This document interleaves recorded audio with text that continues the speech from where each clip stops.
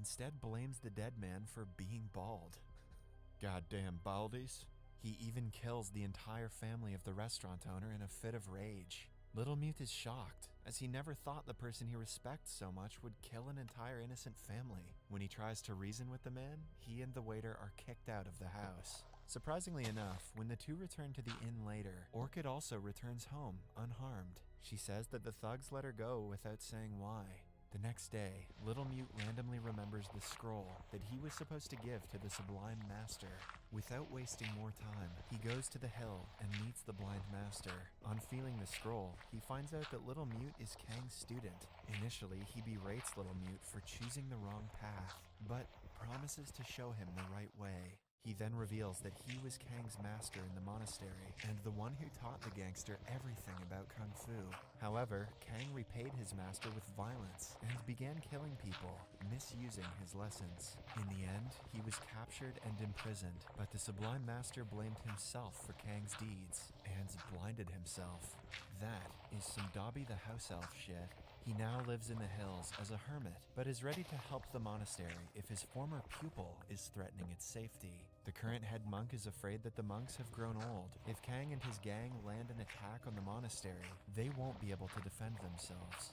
The only person who can help them is Little Mute. Hence, the Sublime Master hands him a book containing the ultimate Kung Fu style. It is the most dangerous and sacred technique of all, which only a few monks are able to master.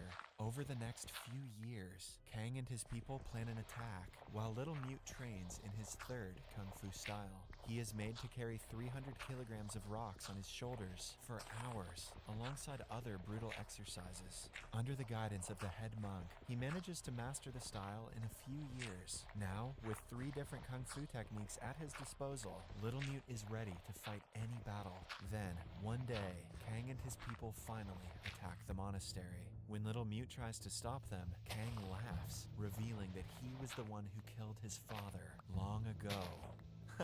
At least 300,000 of you owe me $50 now.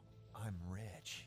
A shocked Little Mute speaks for the first time in years. He reveals that he had vowed to never let a word out of his mouth until he finds his father's killer. The revelation is followed by a final showdown between Kang and Little Mute. Kang uses Lion's Roar technique and defends against all of Little Mute's snake-style attacks. Initially, the clashing technique works in Kang's favor, but when he tries to attack, he faces the same problem. Finally, Little Mute uses the ultimate style and turns the fight around. Even after being beaten brutally and refusing to land any fatal attacks, he manages to win in the end. To everyone's surprise, Kang accepts defeat and is happy that his only student has mastered the teachings. However, it turns out to be a ruse to take Little Mute by surprise. Kang plans to use the deadly slicing throat move on him, but Little Mute moves just in time, and the attack lands on Kang himself. He dies because of the impact, and his gang runs away in fear. In the last scene, Little Mute returns to the monastery and turns into a monk. Subscribe for more videos like this, turn on notifications, and leave a like to help the channel out. Thank you for watching.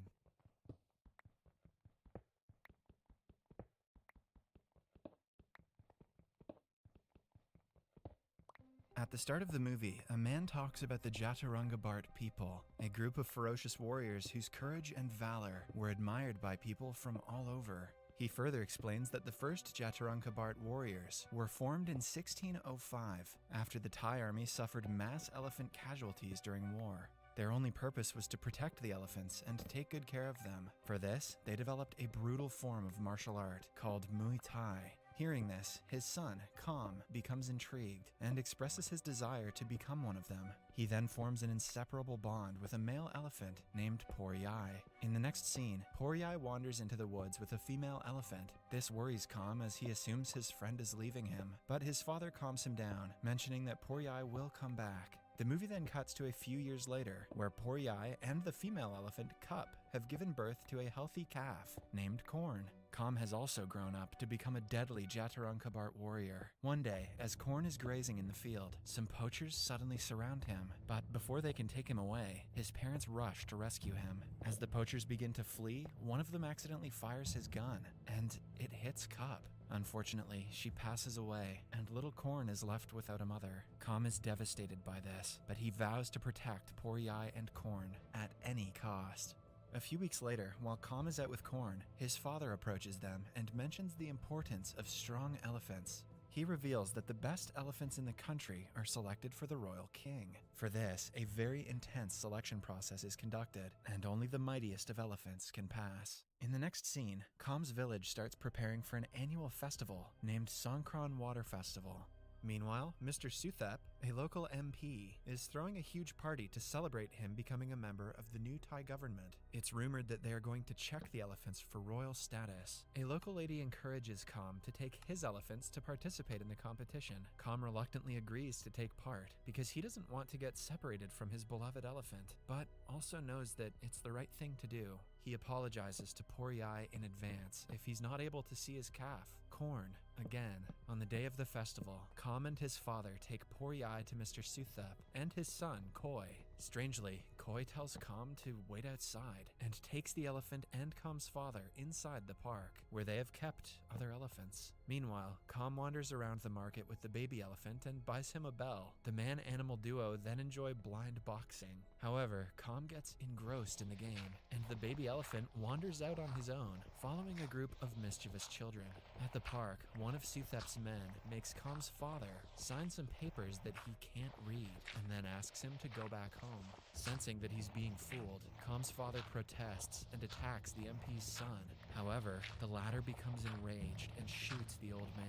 This in turn angers the elephant, and he starts chasing the man and his henchmen.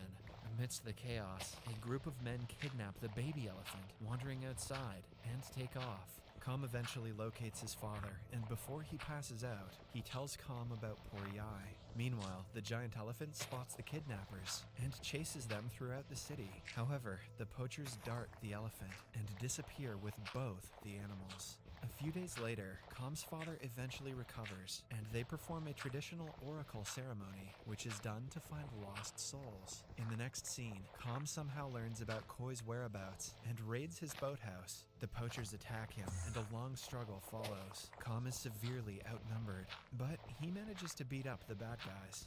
At last, Koi tries to shoot him, but Com effortlessly confiscates his gun and intimidates him into revealing that the elephants are in the hands of Johnny, a Vietnamese gangster. Johnny works for the owner of a Thai restaurant named Tom Yum Goong in Sydney, Australia. Before Com could leave, Mr. Suthep arrives and sends his goons after him both via air and water. However, Com somehow evades all the guys and even manages to crash one of the enemy boats into the chopper. Let's see Bruce Willis do that. 2 weeks pass by, and the news of the transfer of the elephants to Australia spreads throughout the country, inviting protests from animal activists. Meanwhile, Mr. Wataya Themarat, owner of the Thai restaurant Tom Yum Goong, gets killed. It is believed that the motive of murder was Wataya's involvement with a Chinese mafia gang and many illegal activities that could lead to business conflict between them. The movie then cuts to Sydney, where police officers Mark, a Thai Australian, and his partner Rick are being filmed for a documentary. Mark is stationed in the Asian neighborhood of Sydney, where he knows everyone, including the thieves. Elsewhere, a Thai student named Pia is seen being threatened by a bunch of goons. It's revealed that Pia is the girlfriend of the late Mr. Wataya, and the goons are forcing her to be a call girl to pay her lover's debt. Next, a transgender member of the Chinese gang named Madame Rose is seen at a meeting with the gang's leader and her uncle, Mr. Sim. It becomes clear that she wants to become the head of security of the gang. However, Mr. Sim feels that she can't shoulder the responsibility and tells her to manage the restaurant instead, much to her dismay. Com eventually arrives in Sydney. However, when he hails a cab and asks the driver, Jimmy, to take him to Tom Yum Goong, a couple of police cars suddenly start chasing Jimmy's car. It turns out Jimmy is a wanted thief posing as a taxi driver. Mark and his partner Rick also join the chase and eventually corner the thief, but he holds Com at gunpoint. However, without the police's assistance, Com confiscates Jimmy's gun and frees himself. Out of nowhere, a third policeman, Inspector Vincent, shows up and shoots the thief dead. It turns out Vincent has been following Calm since he left the airport. After the thief drops dead, he tries to shoot at Calm. However, he misses the shot, and Calm runs for his life. Puzzled by Vincent's actions, Mark questions him, but he argues that Calm was not a hostage and orders Mark and Rick to catch him. The duo oblige and start chasing Calm. Eventually, they capture him and drive towards the police station. In the car, Calm tells Mark that he is searching for his relatives, without revealing that the said relatives are actually elephants. Mark stops at the Tom Yum Goong restaurant to meet an acquaintance. There, Calm spots Johnny from inside the car and becomes erratic. He urges Mark and Rick to arrest Johnny, but Mark argues that he cannot because Calm is offering no proof of a crime. Left with no choice, Calm causes the car to crash and he escapes. He then follows Johnny to a bridge, where the latter was set to meet Pia. Calm confronts Johnny and demands his elephants back. However, Johnny brushes him aside and orders his henchmen to take care of Calm before leaving. A battle ensues, and Calm easily overpowers the henchmen, prompting them to run away. As Calm goes after them, Pia warns him that he shouldn't mess with Johnny and his men. However, he ignores her advice and goes after one of Johnny's henchmen. He coerces him into leading him to Johnny's hideout, interrupting a drug deal. Outraged, Johnny summons countless extreme sports enthusiasts who arrive to fight Calm. They outnumber him and surround him on all sides. A long battle follows, but Calm once again triumphs. He then tries pursuing Johnny, but falls asleep in the alley due to extreme fatigue. Fortunately, Pia, who happens to pass by, notices him on the street and brings him to her apartment. Meanwhile, Mark and Rick are taken off the case for letting Calm escape from a police car. Instead, they are reassigned to help Vincent provide security for the police commissioner's meeting with Mr. Sim. Elsewhere, in his sleep, Calm dreams of an epic battle involving war elephants and the Jatarunkabart, the elephant protectors. Just then, Pia gets a call from the goons she owes money and decides to head out. After she leaves, Calm wakes up from his dream. He looks around Pia's apartment and notices her pictures with Johnny. Meanwhile, the local news starts reporting that Calm was involved in a drug deal in Sydney and he is wanted by the police. Pia hears the news on the street and proceeds to return back to her apartment, but she stops and watches from afar when she notices the cops arriving outside her place. Calm also notices the police from inside the apartment and climbs down the walls to escape. In the next scene, it's revealed that Pia is one of the dancers at the police commissioner's meeting with Mr. Sim, while Mark and Rick provide security outside the building, unaware of what's going on inside. As Pia is dancing, the commissioner gets overexcited and is compelled to seek his medicine to calm his heartbeat. When Pia goes to fetch the medicine, an armed assailant appears and shoots everyone dead except Pia. Upon hearing the gunshots, Mark and Rick immediately storm in and confront the man, but Vincent appears and takes down the killer before he can reveal anything. Suddenly, Vincent shoots Rick dead and frames Mark for the murder. He then orders his men to arrest Mark, but Mark manages to flee. The murder is caught on the commissioner's camera, and after Vincent and his men go after Mark, Pia grabs the camera and runs away. Vincent eventually captures Mark by luring him to an abandoned building, using a woman from his neighborhood. However, Vincent realizes that his men failed to take Pia out, and she has the commissioner's camera. After a bit of chasing, they eventually arrest her, but as they are about to take her to the police station, Calm comes to her rescue and saves her from the corrupt police. After being rescued, Pia tells Calm about the VIP area inside the Tom Yum Goong, and soon he reaches the place. He fights his way into the VIP area and reaches the dining hall at the top. There, Calm demands his elephants, but he is only met with the laughter of Johnny and his men, who also taunt him with Corn's bell. When Calm looks around, he notices bodies of several exotic animals and realizes that Vincent probably killed the elephants and served them to his customers. This enrages Calm, and he attacks Vincent and his men. A long battle follows, but just like always, Calm turns out victorious. He then enters the storage area of the restaurant and comes across various exotic animals ready to be butchered and eaten. Seeing this, Calm loses all hope, but just then, he finds Mark tied inside a room. As he looks to escort his friend outside, he suddenly comes across his old friend, Corn. Seeing him, Calm gets ecstatic, and the trio soon leave the place in a truck, just before the police arrive. Meanwhile, Pia watches them leave from afar, but doesn't go after them. Elsewhere, during the announcement of the new leader of the Chinese gang, Madame Rose poisons the two other possible successors, making way for her ascent to the leadership position. Meanwhile, the news about the restaurant serving meat of endangered animals spreads like wildfire, and the police are forced to close the place. After being let down by Johnny once again, Inspector Vincent initiates a search for Com and Mark, who are hiding in a Buddhist monastery. They eventually decide to leave the monastery to keep the goons from attacking it. However, soon after their departure, the monastery is set on fire by Vincent and his men. Believing that the temple and its inhabitants might be in danger, Mark and Com decide to turn around and come back. When they arrive, Com is confronted by 3 assassins: a fierce capoeirista, a sword-wielding wushu expert, and TK, a giant wrestler. Com somehow defeats the capoeirista and the wushu expert, but TK proves too strong for Com.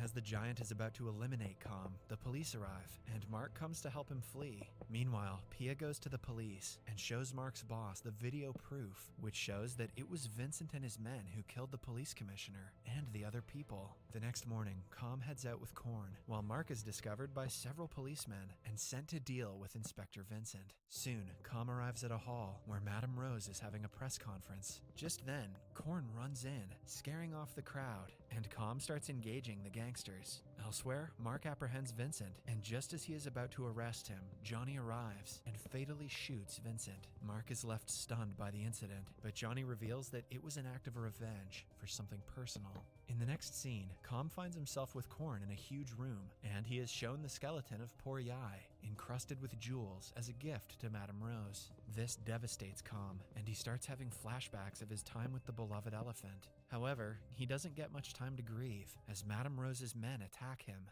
Filled with vengeance, Com attacks them more brutally than previously seen, by breaking many of the men's arms and legs. Sensing the danger, Madame Rose summons TK from the monastery, along with 3 other fighters. Although Com tries his best to match the goons, he is easily outnumbered and subdued. Soon, TK throws Korn through a glass wall, while Com is knocked into the elephant ornament, causing 2 leg bones to fall off. Com realizes that the tendons are the most vulnerable and important part of an elephant to protect, and with this knowledge, he defeats the 4 brute wrestlers by using the sharp ends of the elephant bones to slice their tendons. He also stops Madame Rose before she can escape in a helicopter, and they both crash into the room below. Fortunately, Com's fall is cushioned by Poryai's tusks. Back in the lobby, Mark meets his boss, Inspector Lamond, and gets forgiven by him. He is then given a new partner who speaks Thai. In the last scene of the movie, a narration from Mark is heard, with scenes of Com's childhood shown. Mark explains that Thai people treat elephants like they are their brothers, and they hate people who hurt them. Thais love peace, but dislike people who take liberties. The movie ends as Com finally embraces his best friend,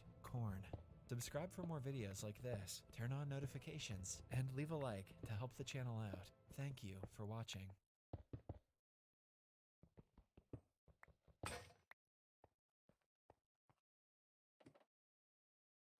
The movie begins in Southeast Asia, where a group of soldiers take their positions in the woods, waiting for their target to arrive. They use their sniper rifles to track down a building, which is supposedly housing an illegal company. The company poses as saviors of children, but instead engages in illegal organ smuggling. Here, we get to know that the soldiers are from the Chinese army, and they are there to bring the company down. One of the soldiers, named Jin Ming, is assigned with the main task of executing the target, Song Pa, who is the leader of the Salvation Society. However, he gets distracted when he notices the innocent children who are held up against their will. Ming wants to rescue the children, but his teammate reminds him of their mission of executing the target rather than saving people. As Ming is busy conversing with his teammate, one of the boys in the building picks up a glass bottle, looks through it, and spots him from over a mile away. Ming is left stunned as to how the boy could see him despite his perfect position.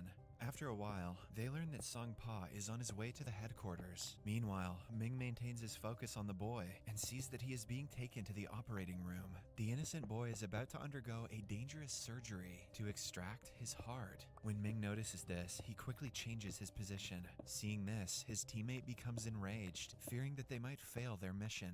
Right then, Song Pa arrives, just as the boy is about to undergo surgery. As a result, Ming is torn between saving the boy and executing his target. In the end, he decides to save the boy and fires at the man who is going to operate on him. When Songpa hears the shooting, he immediately returns to the car, but Ming manages to shoot him in his shoulder. Following this, Songpa's men begin shooting in all directions, killing innocent children. The armies are able to defeat the enemies, but the mission fails because their target has escaped. Ming then saves the boy and decides to raise him on his own. However, his teammates accuse him, claiming that Songpa will now kill more people. 10 years later, we meet a man named Jin Tai, who is honing his sniper skills. Jin Tai is revealed to be the same boy who was rescued by Ming previously, and he is now one of the best snipers in his army batch. The next day, Jin Tai is training with his fellow comrades. The session is led by none other than the veteran sniper Min. Jin Tai goes through rigorous training and showcases his exemplary skills. However, he always loses to the best sniper in the batch, Xiao Mei. It turns out that Xiao was also rescued from the same location as Jin Tai and raised by Ming. In the next scene, Jin Tai is finally rewarded for his hard work, and he is tasked with the mission of killing Songpa. When Xiaomei finds out about this the next day, she confronts Ming, asking why he dispatched Jin Tai instead of her, but Ming remains silent. On the other hand, we see Jin Tai, who has already taken his sniper position and is watching the enemy's movements. In the monitoring room, Captain Wang informs Ming that they have failed to execute Songpa 7 times. He also suspects that someone in their organization is a Salvation Society spy. As they are discussing this, Jin Tai and his team are spotted by the enemies. In no time, they are attacked, and Ming orders Jin Tai to abort the mission. He also realizes that Wang was correct all along.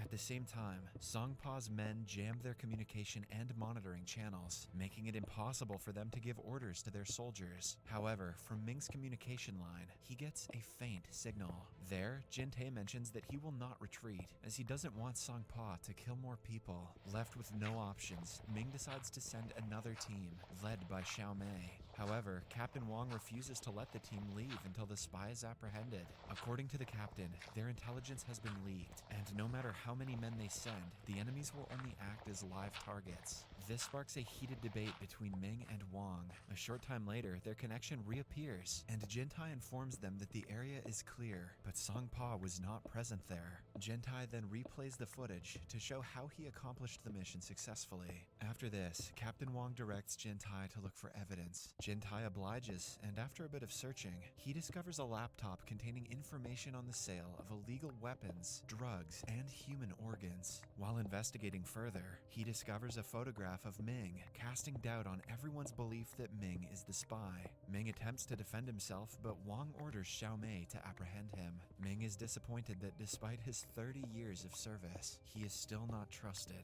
As Xiao Mei is about to withdraw Ming's gun, the real spy shoots Ming. Fortunately, Xiao Mei saves him, and chaos ensues. It turns out that not one, but several men from the base were all working for Songpa. Meanwhile, Jin Tai hears the commotion and immediately rushes to rescue his people. Back at the base, Xiao Mei helps Ming fight against the perpetrators. After a while, Jin Tai arrives at the scene and discovers the dead bodies of his department members. He also comes across a dying Wang, who informs him that Ming and Xiao Mei are the real traitors. Hearing this, Jin Tai is shocked, but before he can take any action, Ming points a gun at him.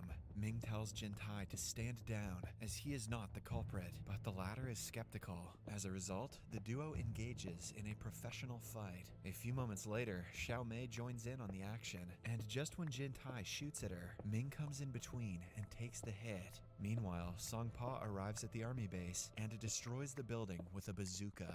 Cut to 8 years later. We see Jin Tai, who has now become broke after failing his mission to assassinate Songpa.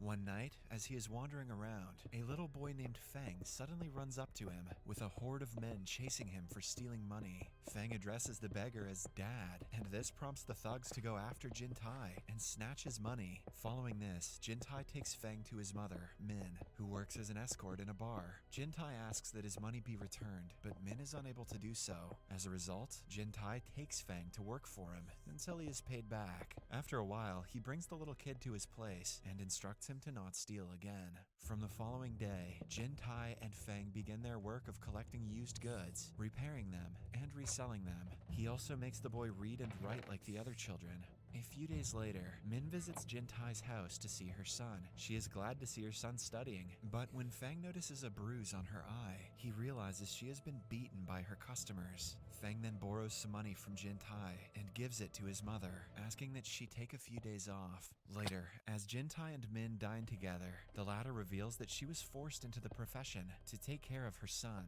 Meanwhile, the little kid discovers a secret box inside Jintai's room and opens it. There, he notices a deadly sniper rifle, but before he can inspect further, Jintai arrives and closes the box. Fang suspects that Jintai is a killer or a cop, a butcher or a pig, but Jin does not reveal anything to him. In the following scene, we see an old man dining in a lavish room. He is none other than Ming. Soon after, Xiao Mei approaches him and informs him that they have found someone whose blood type matches his. The movie then flashes back 8 years ago, where Xiao Mei takes Ming to the doctor after he is shot. Ming survives, but according to the doctor, his wound is fatal, and he will need a heart transplant every 3 to 5 years. The doctor also claims that Ming has a rare blood type, which will make his survival difficult. Just then, Song Pa enters the operating room and reveals that Ming has always been his lapdog. As soon as Xiao Mei hears this, she decides to shoot Ming, but she is reminded of the time when Ming saved her, causing her to reconsider. Simultaneously, Ming regains consciousness and advises Xiao Mei to make her own decision.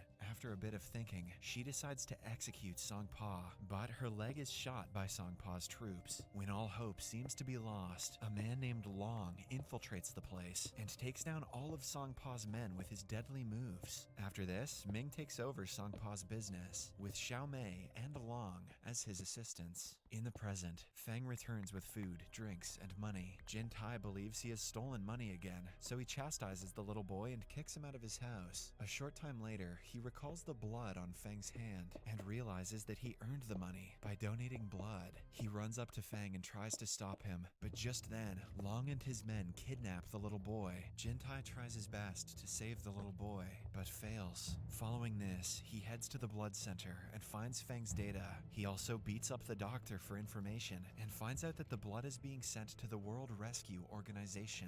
In the next scene, Jintai arrives at the organization disguised as a staff member. Inside, he discovers several dead bodies, except for Fang's, indicating that he is still alive. Just then, the lab doctor approaches him from behind and injects a sedative into his neck. When Jintai turns around, he recalls that he is the same doctor who was about to operate on him in the past. Enraged, he beats up the doctor and threatens him to reveal Fang's location. However, before the man can say anything, Xiao Mei shoots him to death. He discovers that she is in the other building, targeting him with a sniper. Luckily, before she can cause any damage, Jintai manages to escape the room. However, he is soon encountered by Long and his men. Jintai successfully eliminates several men and comes across Long. The two engage in a professional and fierce fight, but Jintai's body becomes weakened due to the sedative, causing him to fall from the top floor. Despite this, he manages to return home, where Min treats his wounds. Min is devastated to learn of Fang's kidnapping, but Jintai assures her that her son will be returned.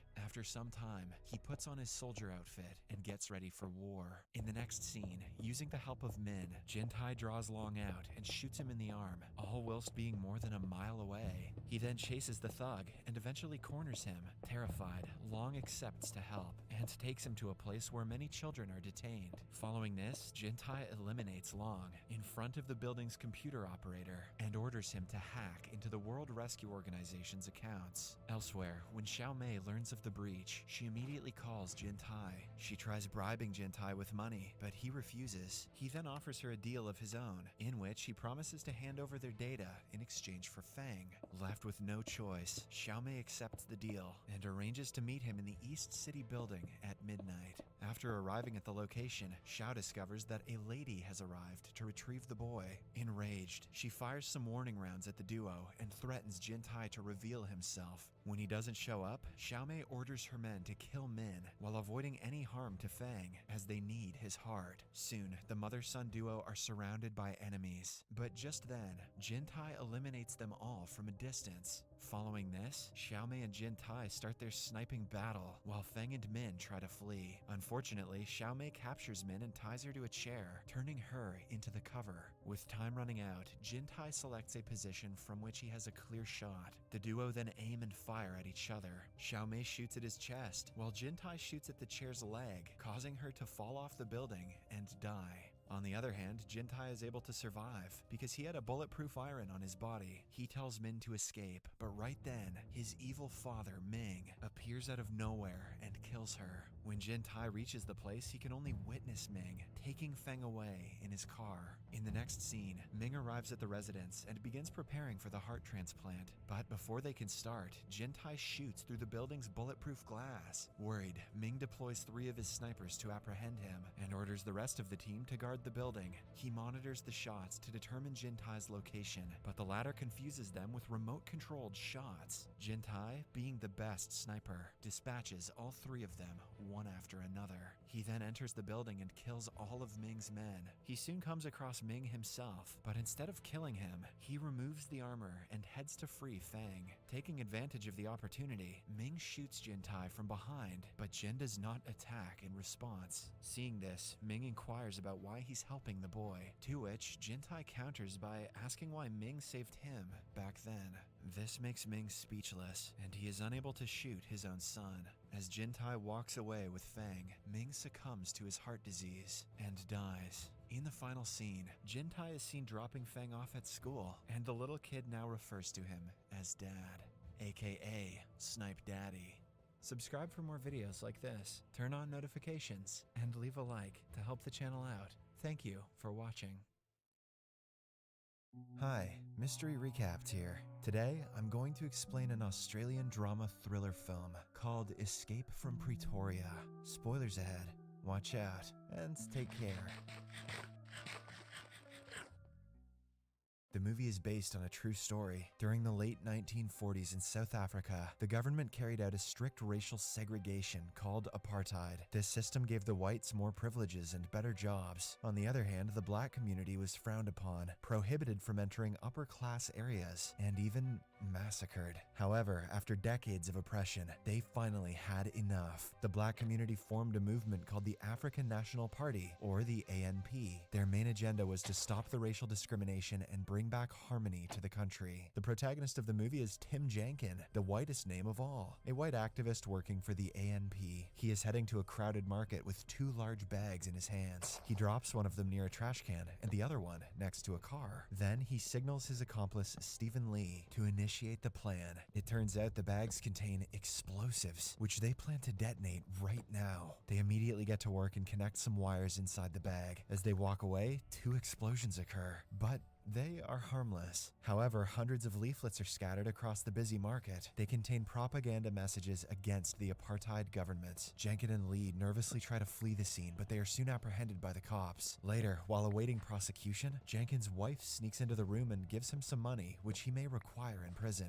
She then wishes him goodbye, promising to always stay by his side. Shortly after, Jankin heads to the bathroom, hides his money inside a cigar case, and shoves it inside him. He is now ready to face whatever comes his way. Having cash on hand has got nothing on having cash in ass. At the court hearing, the judge berates Jankin and Lee for apparently going against their own race. As a punishment, Jankin is sentenced to 12 years in prison as he manufactured the bombs, while Lee, being an accomplice, is given 8 years. Being dumb pays off sometimes. In the next scene, the 2 are escorted to the notorious Pretoria prison, which is exclusively made for white criminals. The warden receives them at the entrance and immediately labels them as traitors. Then he hands them over to a strict prison officer, Menir. The 2 are then taken inside the prison, and Menir explains the rules and regulations of the place. Jankin carefully looks around and notices the automatic grill doors, multiple barred gates, and other security systems. The place looks impenetrable as Jankin's ass. After a while, Menir takes them to their respective cells, which are reinforced by a grill door followed by a full metal door. That night, Jankin is lost in his thoughts, and he barely gets any sleep. The next morning, during breakfast time, he wanders around the canteen canteen hall until an old man named Dennis Goldberg pulls him aside. Dennis is a senior political activist who is also captured for protesting against the apartheid. Currently, he is serving 4 life sentences. Soon, Lee also joins them, and the three have an interesting conversation about their respective situations. Meanwhile, a French-Australian prisoner, Leonard, is seen eavesdropping on their conversation.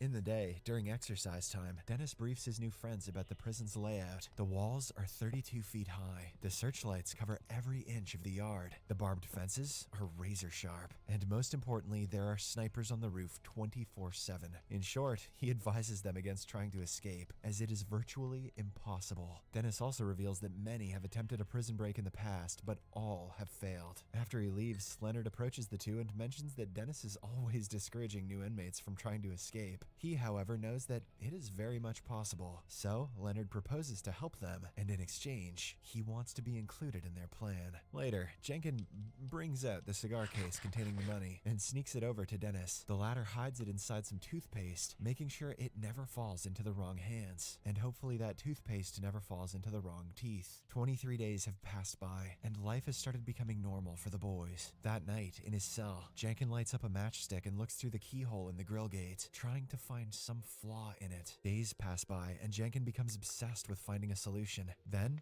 one night, an idea suddenly strikes his mind. He uses paper to measure the depth of the keyhole and also its length. Jenkins then plans to use wood to prepare a makeshift key. The following day, in the shower, he presents the idea to his partners in crime. Leonard believes that it will never work, but the other two reassure him that it will. Jenkins proposes that he can get wood from the workshop, but first, he needs to observe the original keys. Later, at the canteen, the guys initiate their plan. Leonard causes a commotion, and when Munir arrives to check, Jenkins has a good look at the shape of the keys. From that day onwards, he never misses an opportunity to observe the keys, whether it be at the front yard or during the morning assembly. Finally, after days of research, he manages to draw a rough draft on paper. On the 74th day, Jenkins steals sandpaper and some wood from the wood shop. He puts them inside his coffee thermos and stuffs a bunch of clothes so that they don't rattle. A while later, Munir checks all the prisoners' thermoses one by one to see if they have stolen anything. When it's Jenkins' turn, he freezes in fear, and Munir notices it right away. Fortunately, even after a few good shakes, he doesn't find anything suspicious inside the thermos and lets him go. After the narrow escape, Jenkins goes straight to his cell and starts working on his first prototype. He chisels, cuts, and scrubs the wood until a proper key is finally made. He nervously tries it on the door, and to his delight, it works. But when Jenkins opens the grill door, his expression suddenly changes. It turns out the metal gate doesn't have a keyhole on his side, meaning he will have to open it from the other end. The next morning, Jenkins explains the situation to his friends and mentions that they will now have to make another key and somehow find a way to open the second gate from outside. Leonard, who has become ecstatic with the success of their first plan, is completely on board. In the following days, the three observe the keyhole to the outdoor door, and Jenkins tries making a rough diagram of it. Fortunately, after weeks of hard work, he successfully creates another wooden key.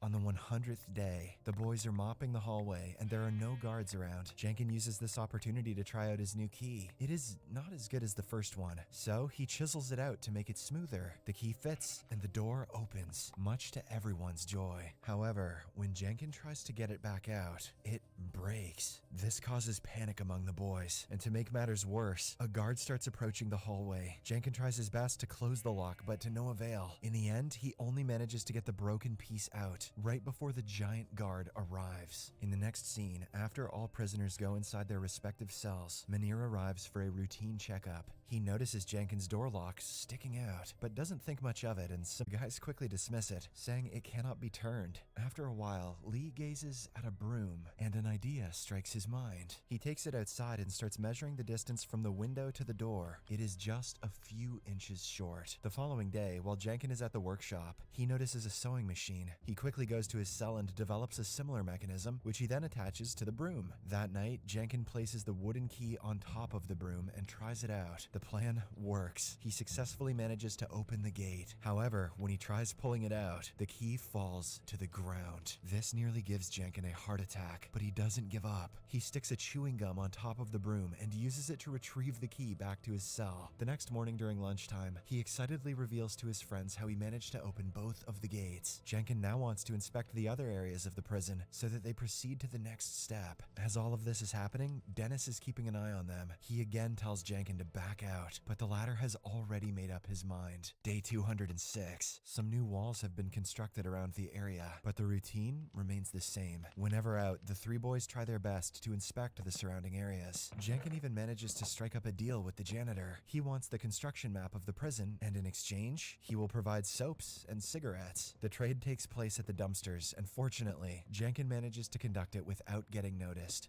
Day 296. He and Leonard make dummies in their bed before sneaking out of their respective cells at night. They carefully climb down the stairs until they reach another grill gate. Jenkin chose this night because the giant guard is on duty. Because of his extremely obese body, he is slow and lazy. Despite this, the boys are nervous. They are sweating profusely with each passing second. But luckily, they manage to open the gate just as the giant guard gets up from his seat. It is time for his night patrol. Hearing his footsteps, Jenkin and Leonard hide in the storeroom and barely manage to get the door closed. Once the giant is gone, they come out and continue with their plan. Jenkin manages to open one more door, but before he could try out another one, Lee coughs upstairs, signaling that the giant guard has finished his patrol. So, Jenkin and Leonard hide in the storeroom once again. On the way to his room, the guard notices the droplets of sweat on the floor, but he doesn't think much of it. After he leaves, the boys head back upstairs. Inside his cell, an excited Jenkin dismantles his keys in several pieces and puts them inside his cup. He then puts the cup in his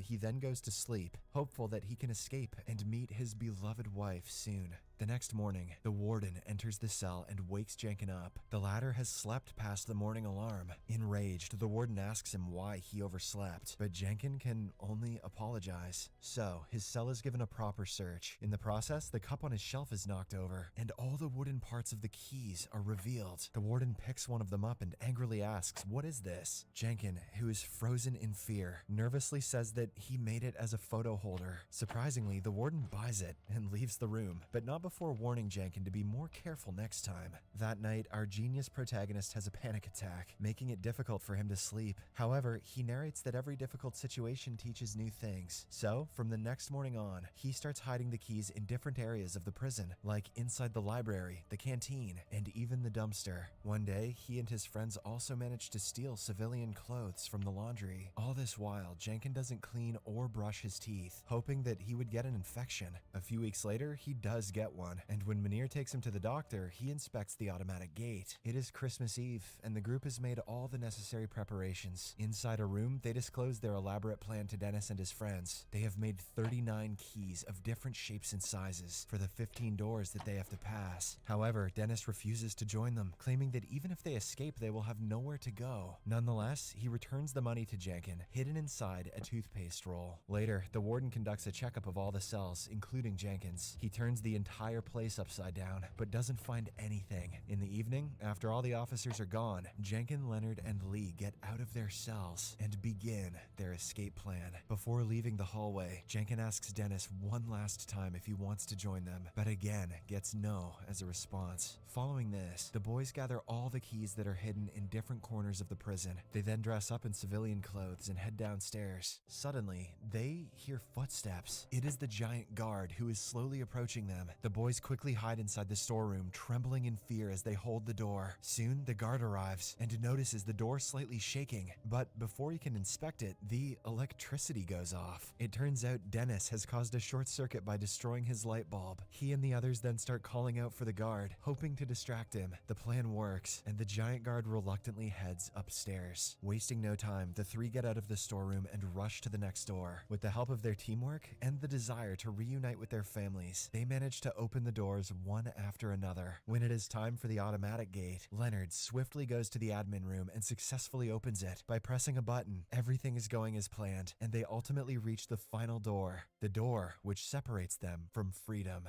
However, to their horror, none of the keys work. Panic sets in. Months of planning and hard work have been foiled by one single lock. Jenkins suggests that they go back to their cells, but Leonard is not ready to give up so easily. He brings out his chisel and starts pounding the door lock. This makes a lot of noise, and Jenkins becomes terrified that they will be caught. But, to his delight, the plan actually works. Leonard manages to break the lock, and the door finally opens. The final obstacle is the sniper on the tower. However, since the boys are dressed in civilian clothes, they confidently head out. No one suspects them, not even Munir, who is having a conversation with someone nearby. After the boys reach a safe location, they run until they reach the city. Then they get inside a cab and ask the driver to drop them off at the border. The latter hesitates at first since they are white, but when Jenkins brings out his wad of cash, he agrees. Good thing he didn't know that Jenkins printed that cash with his arse. In this way, Jenkins, Leonard, and Lee finally escape the prison after a year and a half of captivity. The next morning, Munir finds out about the escape and rings the alarm, but